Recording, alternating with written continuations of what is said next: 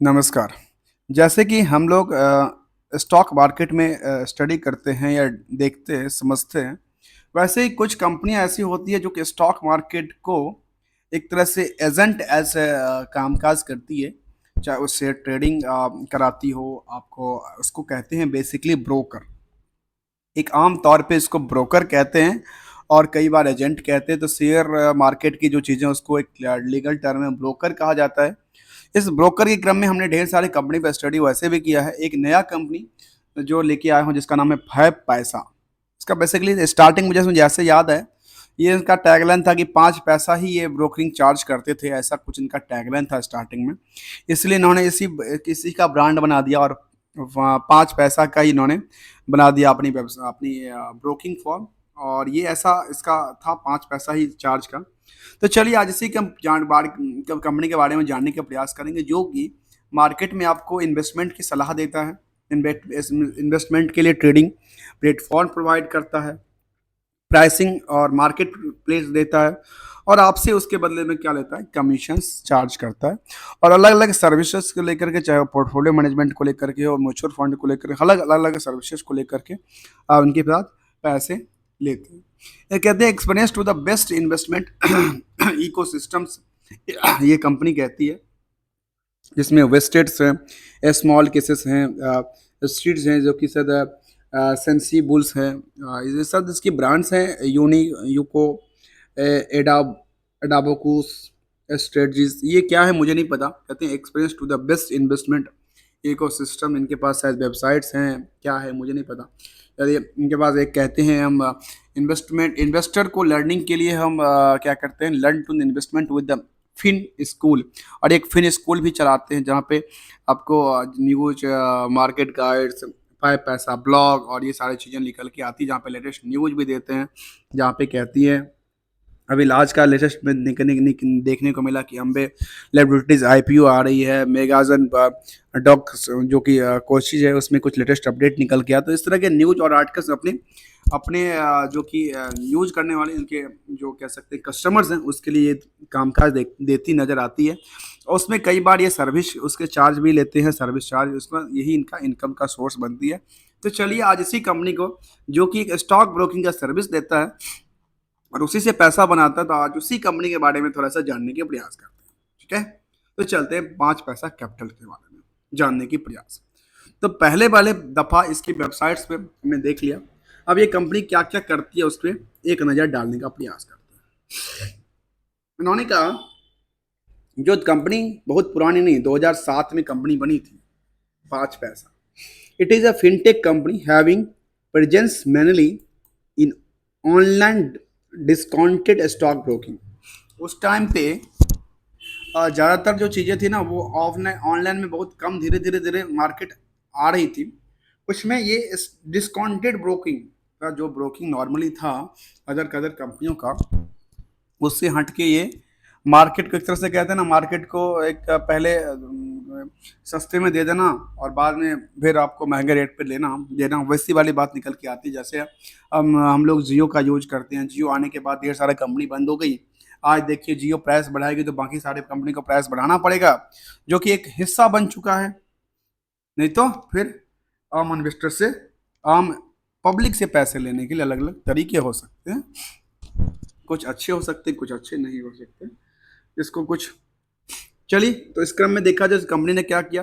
Discounted stock broking stock start दिया था, साथ में डिपॉजिटरी सर्विस, रिसर्च, डिस्ट्रीब्यूशन, जो हमने कहा कि इसके लिए स्टॉक रिसर्च का काम काज देती थी, बाहर उसमें लोगों को इन्वेस्टमेंट के लिए गाइड प्रोवाइड करती थी, तो इसके लिए उनके पास फीस मिलता था। पीयर टू पीयर लेंडिंग्स की बात करती थी। It is promoted is the mister Nirmal Nirmal Jain, who is the, क्या कहती हैं ये क्या है basically, who is the also in the promoter of the IIFL group. मतलब जो IIFL ग्रुप का जो प्रमोटर्स हैं, IIFL ग्रुप के प्रमोटर्स, उनका ही कंपनी लगा जिसका नाम 5 पैसा। मतलब कहते हैं जो निर्मल जैन जो है ना, जो कि इस कंपनी को प्रमोट करते हैं, और एक कंपनी है जिसका नाम है IIFL ग्रुप, उसको भी यही प्रमोट करते हैं। अर्थात ये कहा जा सकता है दोनों ग्रुप कंपनी निकल के आती नजर होगी। चलिए इसको भी इन्होंने लिस्टिंग करवाया, अच्छी बात।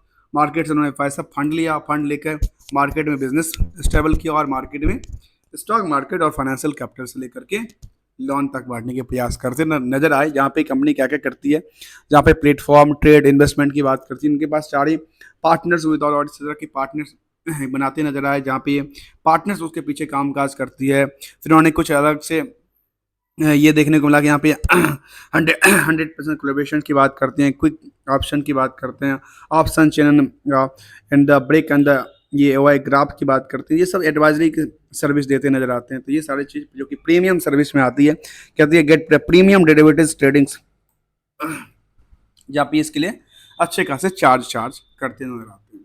Trade like as a pro, मतलब एज ए आपको ट्रेडिशनल ट्रेडर की तरफ आपको ट्रेड कराते नजर आते हैं। इस तरह की इनकी वह कहती है नजर आती है। तो चलिए एस आई पी वगैरह सारे काम काज करती है।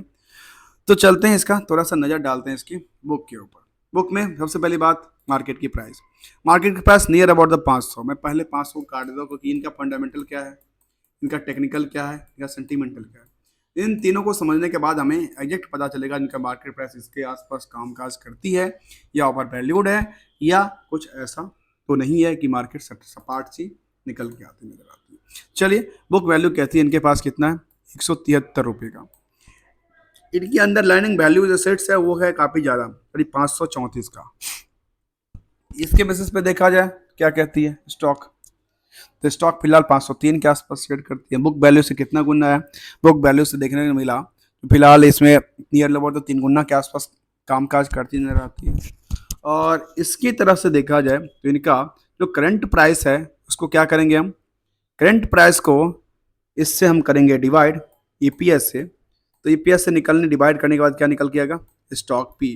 तो स्टॉक पी को हम कंपेयर करेंगे किससे, स्टॉक पी को कंपेयर करें इंडस्ट्रियल के पी से, तो क्या निकल के आता है, जहाँ पे इंडस्ट्रियल के पी पूरे जो कि स्टॉक ब्रोकिंग वाली कंपनी है उनका सबका एवरेज जो कि प्राइस टू अर्निंग है वो कितना निकल के आती है, 17 रुपये के आसपास निकल के आती है। तो वो यहाँ पे कितना कहती है, 28 रुपये करती है। अर्थात इसके हिसाब से देखा जाए तो इनकी जो वैल्यू है वो एक ओवर वैल्यूड स्टॉक निकल के आती है, अर्थात महंगा स्टॉक है इसके हिसाब से देखा जाए तो। चलिए डेट इक्विटी देखा जाए तो डेट इक्विटी क्या कहती है, डेट इक्विटी कहती है 60 नियर अबाउट 0.62 अर्थात 62% के आसपास।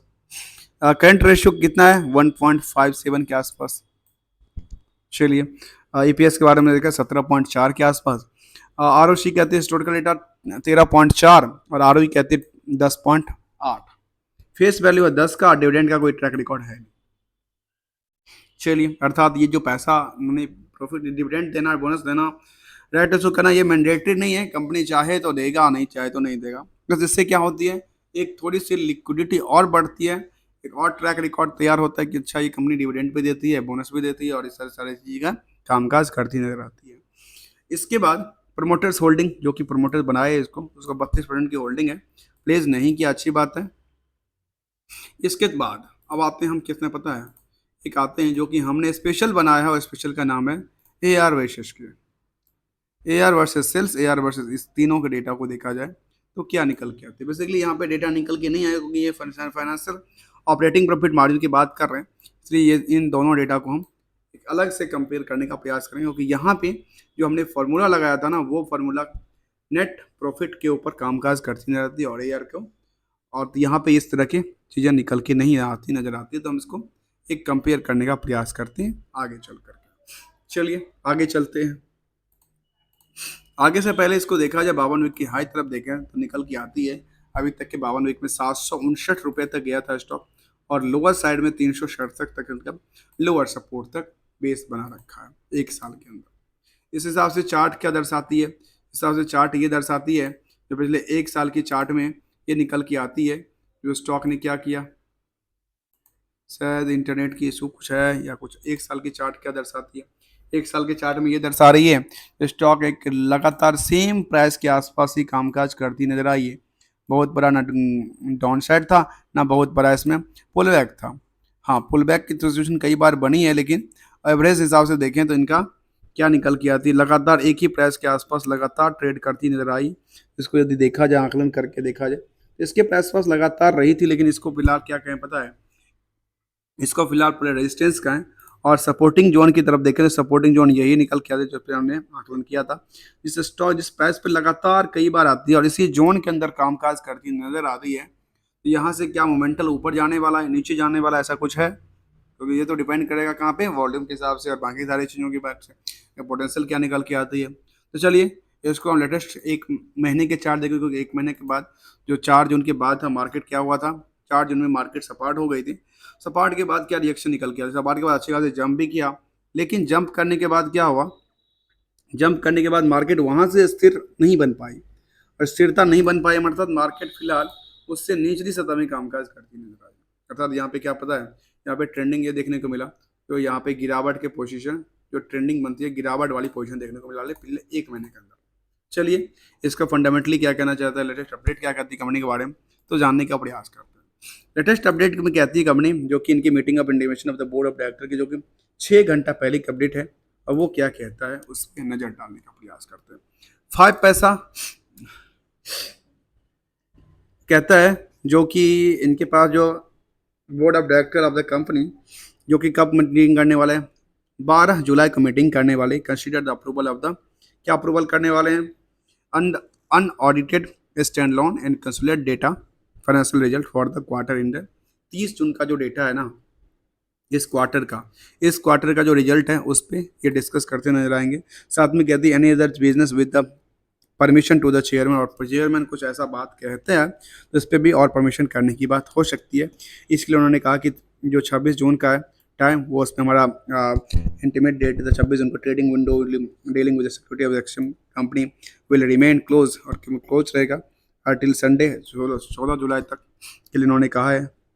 26 जून को उन्होंने डेट किया था, 26 जून से लेकर के अर्थात टिल संडे तक 14 जुलाई तक इसका, अर्थात जो बोर्ड मीटिंग होने वाली है ना फ्राइडे को, तो बोर्ड मीटिंग के बाद वैसे भी ट्रेडिंग विंडो क्लोज होती है तो ये क्लोज ही रहेगी, उसमें क्या करना।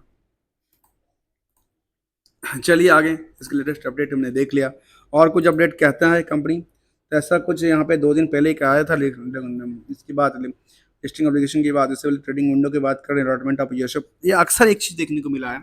और आपने हमेशा एक चीज़ देखा नोटिस किया होगा, जो कुछ नहीं होता ना तो कंपनी क्या करती है, एक SOPS लेके आती है, ESOPS लेके आती है, एम्प्लॉय स्टॉक ऑप्शन स्कीम, और या प्लान लेके आती है, और उसमें 10 लाख 5 लाख शेयर क्या क्या करते हैं, अलाउड कर देते हैं अपने एम्प्लॉय को, कहते हैं ये स्वेट इक्विटी है, और स्वेट इक्विटी के तौर पर पता है एक कंपनी की मेहनत करने वाली एम्प्लॉय है उनको हम दे देते हैं, बाद में इनकी लॉकिंग पीरियड होता है, बाद में उनको फिर बेच देते हैं मार्केट को लेकर के। इसमें कौन लोग लेते हैं ये डेटा नहीं देती है कंपनी, क्या मैनेजमेंट वाले ही लेते हैं या अलग एम्प्लॉय लेते हैं या पब्लिक की होल्डिंग के पास रहती है, ये डेटा हमने अभी तक देखा नहीं, आखिर किसके पास ये स्टॉक जाती नजर आती है, केवल ये कहते हैं जो अलॉटमेंट हमने कर दिया। ठीक है, अब आते हैं अगले बात में चलते हैं सबसे पहले फाइनेंशियल की तरफ, उससे पहले जानकारी लेना चाहेंगे पीयर्स की। तो आखिर पीयर्स के बेसिस पे इस कंपनी का जो पोटेंशियल्स हैं वो क्या आकलन करके निकलता है, उसमें देखा गया, तो मैंने कुछ और भी आकलन लेके आए हैं, जिसमें खास के मैंने इन 2 आकलन को देखने का प्रयास करूंगा, जिसमें कि AR वाली पार्ट्स को लेकर के, जहाँ पे ट्रेड रिसीवेबल्स की पार्ट को लेकर के देखने का प्रयास करेंगे, और यहाँ पे PE प्लस डेट्स को दोनों को हम कंपेयर करने का प्रयास करते हैं। तो चलते हैं इसमें, सबसे कम यदि PE की तरफ ध्यान दें तो सबसे इसमें एवरेज PE कितना है, और एवरेज PE 29 कंपनियों में करीब 17.92 अर्थात 18 मान लेते हैं, अर्थात इसमें देखा गया तो सबसे जो कम PE है वो है किसका, शेयर इंडिया का, जिसका करीब 14.12 के आसपास है, अर्थात इसका पोटेंशियल बढ़ती नजर आती है या नहीं नजर आती है, इसको हम स्टडी करने का प्रयास करेंगे। उसके बाद दूसरा नंबर पे किसका आता है, IIFL सिक्योरिटीज़ का आता है। तीसरा नंबर पे देखा गया तो तीसरा नंबर पे निकल के आता है ICICI सिक्योरिटीज़ का, ICICI ने मोतीलाल ओसवाल, और उसके बाद ICICI सिक्योरिटीज, उसके बाद कौन, एंजल ब्रोकर। इसका कितना नंबर पे निकल के आता है, 5 पैसा 28 करता है, इसका वैल्यूशन जो है ना, इसका वैल्यूशन लगातार लगता है इसके बेसिस पे जिसका वैल्यूशन ज़्यादा है, और ज़्यादा इस बेसिस पे जो यहाँ पे इंडस्ट्रियल के पी कहती है 17, तो इसका पी कहता है 28। इसलिए यहाँ जो इनका चार्ट में जो एक गिरावट वाले पोजीशन कई बार देखने को मिलता है ना, हो सकता है इसके बेसिस पे लोग इसको डिक्लाइन करते नजर आए, कुछ अलग अलग टेक्निक से इसको डिक्लाइन कर हो सकता है। यहाँ पे भी हमने देखने का प्रयास किया डेटर्स के अलावा डेटर्स किसका कितना ज़्यादा है, उसमें देखने को मिला जिनका डेटर्स भी ज़्यादा देखने को मिला किससे, वो एंजल चाहे वो किससे ज़्यादा हो, चाहे वो शेयर इंडिया से ज़्यादा हो या फिर दूसरी तरफ देखा जाए तो किससे ज़्यादा, मतलब किसी दूसरे से नहीं, केवल एक ही कंपनी से इनका ज़्यादा देखने को मिलती नजर आती है। डिटेल्स एआर पार्ट्स वाले पार्ट को देखें तो यहाँ पे क्या नज़र आती है, इस कंपनी में कुछ है ही नहीं, ना एआर वाले पार्ट्स का प्रॉफिट की तरफ है ना लॉस की तरफ है। तो चलिए पीयर्स में हमने इस कंपेयर करने का प्रयास किया। अब आते हैं क्वार्टरली डेटा क्या कहती है और ईयरली डेटा क्या कहती है। तो हम आजकल केवल ईयरली डेटा पर चलें, क्वार्टरली में हम वैसे भी अब नया क्वार्टर आ गया तो हम क्वार्टरली पिछले क्वार्टर को क्या कंपेयर करें, तो चलिए क्योंकि लंबा हो जाता है कई बार, तो चलिए हम क्वार्टर भी कंपेयर कर लेते हैं, एक नज़र डाल देते हैं। एक नज़र में डालने के बाद ये पता चलता है लगातार क्या हो रहा है, यहाँ पे इनकी क्वार्टर ऑफ क्वार्टर ग्रोथ बढ़ती नजर आती है। ठीक है, और इसके बाद देखा गया कि ऑपरेटिंग प्रॉफिट मार्जिन में गिरावट आई और नेट प्रॉफिट करीब 7 करोड़ के आसपास रह गया, क्योंकि पिछले कुछ पीरियड में देखने को मिला जब सेल्स इनका लगातार बढ़ा, ऑपरेटिंग प्रॉफिट मार्जिन घटी तो इनका प्रॉफिट भी घटता नजर आया, यहाँ पे 7 करोड़ के आसपास लगे निकल के आया। ईयरली क्या कहती है, ईयरली डेटा देखा जाए तो नियरली ये निकल के आई जो स्टॉक ने एक अच्छी खासी करोड़ करोड़ करोड़ से करोड़पति बनती नजर आई, यहाँ पे 7 करोड़ से था 17 के अंदर, वो 24 में 400 करोड़ के आसपास पहुँच गया। इसके बाद ऑपरेटिंग प्रॉफिट हमारी 28% के आसपास निकल के आई, और इसके अलावा देखा जाए तो इनकी कितना निकल के आती है प्रॉफिट, प्रॉफिट है 54 करोड़। तो फिर वहाँ पे ये डेटा हमारे पास शो क्यों नहीं करता नेट प्रॉफिट का, जब हमने कैलकुलेशन किया था। हो सकता है उसको हम समझने का प्रयास करते हैं, कहाँ से हो सकता है डेटर्स पार्ट जीरो हो। तो यहाँ पे हमने देखा कि इसका जो पेबल नेट प्रॉफिट था वो 54 करोड़ के आसपास, और ईयर ऑफ ईयर देखने को ये मिला, तो यहाँ पे जंप देखने को मिली, ईयर और ये फिर से अच्छा देखने को मिलती है। बैलेंस शीट में क्या कहती है, इसका डेटर कुछ है ही नहीं, इनका डेटर तरफ देखें तो ट्रेड रिसीवेबल्स इसका कुछ है ही नहीं, तो ट्रेड रिसीवेबल्स नहीं है इसलिए वहाँ पे कोई डेटा हमारे पास शो नहीं करती नजर आती है। इसके बाद डेटर्स नहीं है तो डेटर देखी वही बात ही नहीं बनती। कैश फ्लो में इनके पास एक जो कि कैश है वो करीब पॉजिटिव देखने को मिली है 50 करोड़ के आसपास, और कैश एंड कैश इक्विवेलेंट क्या कहती है इसके बारे में, कैश एंड कैश इक्विवेलेंट में करीब 1600 करोड़ के आसपास इनके पास बैंक और बाकी सारे बैलेंस पड़े हुए हैं। चलिए ये भी एक लगातार इंक्रीज करती नजर आई है, इसमें अभी एक अच्छा संकेत देता है। चलिए आगे आगे क्या कहते हैं, इन्वेस्टमेंट पार्ट में चलने का प्रयास करें। इन्वेस्टमेंट पार्ट इसके बारे में क्या समझाना चाहती है, इन्वेस्टमेंट पार्ट में हम देखने का प्रयास करेंगे आखिर क्या क्या पोटेंशियल है इसको लेकर के। तो हमने देखा कि इसका जो कि ऑनरशिप है, वो ऑनरशिप बेसिकली दो पार्ट्स में डिवाइडेड है, और 32% ही होल्डिंग किसके पास है, प्रमोटर, और बाकी जो 68% के आसपास जो होल्डिंग है, जो पीली वाली साइड दिख रही है ना, वेलो it is a public side, और पब्लिक इसके बारे में क्या सोचती नजर आती है इसमें ध्यान देने का प्रयास करते हैं। पब्लिक सोचती है प्रमोटर में कौन है इसके पास, वह है निर्मल जैन जिन्होंने उनके प्रमोटर किया, जिन्होंने 19% की होल्डिंग, और मधु, और ये कहाँ कहाँ पे इन्वेस्टेड है।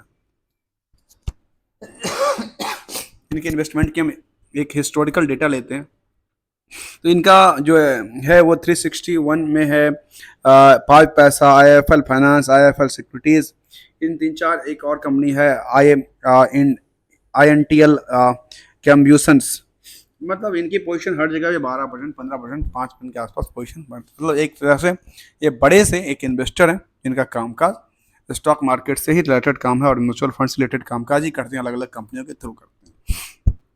चलिए अब आगे देखिए आगे क्या क्या जिनके फैमिली मेम्बर्स के पास कुछ कुछ हैं, जैसे मधु जैन, मधु एन जैन, मधु निर्मल जैन बेसिकली होगा ये, तो उनकी है। और बाकी देखा जाए तो यहाँ पे इस कंपनी में FI की अच्छी खासी भूमिका है, DI नहीं है इस कंपनी में। एक दिक्कत है जो DI नहीं है, इतनी ये खुद एक DI की तरफ कामकाज करते हैं, लेकिन इनकी कंपनी में DI नहीं है। सोचिए कुछ और एंगल, DI क्यों नहीं है, DI को क्या पोटेंशियल नज़र नहीं आता, क्या मोतीलाल ओसवाल या बड़ी बड़ी जो इंस्टीट्यूशंस हैं, चाहे एंजल वन है या फिर बाकी जो बड़ी बड़ी जैसे क्वांटम्स हैं, क्या उनको यहाँ पे पोटेंशियल नज़र नहीं आती, जो पैसा अच्छा बेनिफिशियल नज़र आता है तो हम भी इन्वेस्टमेंट करें, यहाँ पे कोई ऐसा इन्वेस्टमेंट नहीं है। FI में देखा गया तो FI में यहाँ पे किसका फंड निकल के आता है, कुछ फॉरेन फंड है, लेकिन इसको पहचान करना थोड़ा सा मुश्किल है, कहाँ किस कंट्री की है, कहाँ से कामकाज करती है। पब्लिक क्या कहती है, पब्लिक में 44% होल्डिंग है, उसमें से 44% में एक जो होल्डिंग है वो यहाँ बेसिकली ये देखने को मिला कि ये FI की में आने चाहिए, लेकिन ये FI में आई नहीं। 24% की होल्डिंग जो है इसमें वो है फिन मॉरिशस इन्वेस्टमेंट लिमिटेड का, जो कि 24% की होल्डिंग है। तो इसके बाद देखा गया कि दूसरा एक पराजीत भारत हिमाचल लाल कर किया, जिनके पास 1% होल्डिंग, मतलब बाकी कुछ नहीं है। अर्थात यहाँ पे ये जो पोजीशन है वो DFI के पास है, मतलब ज़्यादातर पोजीशन यहाँ कंपनी में कौन रन कर रहा है? FI कर रहा है। और DI कोई भूमिका नहीं है, तो DI की मुझे एक चिंता की बात है यहाँ पे, DI यहाँ पे क्यों नहीं है? मुझे चिंता की बस ये बात है, DI है क्यों? अर्थात DI नहीं है तो पता है क्या होता है? DI नहीं है, एक ही चिंता की बात है, जो FI कब मार्केट को पटकनी दे सकता है। ये मार्केट को कब पटकनी देगा, यदि इनकी पोजीशन बड़ी है तो कोई भरोसा नहीं होता। इनका काम ही है स्टॉक मार्केट में पैसा डाल के निकल लेना। लेकिन DI एक लंबे पीरियड के लिए सोचता है, और DI एक फंडामेंटली सोचता है, इंडियन कंपनी को अच्छे से जानता है, उसके बाद पैसा लगाना चाहता है, और उस हाथ से सोच, उनको पता है उनको अच्छे खासे रिवेंट जनरेट हो सकती है। यहाँ पे इंडिविजुअल का क्या पोजीशन था? यहाँ पे इंडिविजुअल की पोजीशन देखे तो क्या निकल के आती है? सबसे ज़्यादा इंडिविजुअल है क्या देखने को है? नहीं, नहीं बाबा नहीं। यहाँ पे सबसे ज़्यादा इंडिविजुअल नहीं है। इंडिविजुअल जो 2 लाख से नीचे वाली होल्डिंग है वो केवल कितने हैं? 14% के आसपास है। रेस्ट क्या है? तो रेस्ट इनको रन करने वाले बॉडी कॉर्पोरेट डब्बा के सारे चीज कंपनियां कामकाज करती नजर आती है, जिनका नाम है फैब पैसा। आगे चलते हैं, आगे क्या कहते हैं कंपनी के बारे में, कुछ और अपडेट। यहाँ पे अपडेट ऐसा देखने को नहीं मिलती नजर आती है, और हमने इसको चार्ट को समझने का प्रयास किया, लेटेस्ट अपडेट को समझने का प्रयास किया। अब यहाँ पे इसमें पीयर्स कंपनी को यहाँ पे देखा जाए तो पीयर्स कंपनी किसके ऊपर कौन सा भारी निकल निकल के आता है? तो इनकी सबसे पीयर्स कंपनी में IIFL ही आती है। IIFL सिक्योरिटीज आती है, SMC ग्लोबल आती है, गोयत जी फाइनेंशियल प्राइवेट सर्विसेज लिमिटेड आती है, जो कि शायद उसके बाद निकल के आती है फाइव पैसा, आदित्य बिरला मनी आती है। ये सब के सब यही काम काज करती नजर आती है कंपनियां। स्टैंड लोन में ये डेटा निकल के आती है। ऐसे कंसुलर डेटा क्या कहती है? कंसुलर डेटा में कहती है SMC ग्लोबल जो सबसे टॉप पे, इनका टोटल रिवेन्यू निकल के आती है। सबसे ज़्यादा रिवेन्यू किसका है? SMC का, मतलब जिसके पास सबसे ज़्यादा टॉप पे है। दूसरी तरफ देखने को मिला कि FIL के पास सबसे ज़्यादा है, उसके बाद गोयत जी के पास है, फिर फाइव पैसा के पास है, फिर देखने को मिला कि दलाल एग्रोटेक के पास निकल के आती है, इसके बाद MK ग्लोबल्स फाइनेंशियल के पास, और फिर आदित्य बिरला मनी के पास निकल के। मतलब इन तरह के रिवेन्यू मॉडल जो है ना, सबसे ज़्यादा टॉप पे क्या है? SMC Global's. इस पर हम आगे चल के चर्चा करने का प्रयास करेंगे, जो ये SMC ग्लोबल का क्या परफॉर्मेंस है, और ये किस हिसाब से कामकाज करती नजर आती है कंपनियां मार्केट को लेकर के। तो चलिए, आज हमने इसको समझने का प्रयास किया, जिसका नाम था फाइव पैसा, जिसकी एक नज़र में ये निकल के आया जिनका वैल्यूएशन जो है वो थोड़ा सा महंगा निकल के आती है, लेकिन चार्ट इसका क्या सपोर्ट देती है या नहीं देती है? तो चार्ट यहाँ पे लगातार सपोर्ट देती नजर आई है, लेकिन फिलहाल कुछ दिनों से ऐसा लग रहा है कि चार्ट में थोड़ा सा डिक्लाइनिंग दिखने को मिला, और स्टॉक लगातार सपोर्टिंग जोन से गिर जाता है। तो ये गिरने की वजह क्या हो सकती है? यहाँ पे कुछ ऐसा अपडेट देखने को नहीं मिला है। तो thank you so much for joining, और यदि वीडियो अच्छा लगा तो लाइक से सब्सक्राइब करना ना भूलना। इसे कंप्लीटली लर्निंग, नो कोई एडवाइस, नो कोई रिकमेंडेशन फॉर द स्टॉक के लिए, ना कोई स्पॉन्सर्स, ना कोई एडवर्टाइजिंग किसी स्टॉक को लेकर के। तो हमने केवल जानने का प्रयास किया, समझने का प्रयास किया। कंपनी का नाम था फाइव पैसा।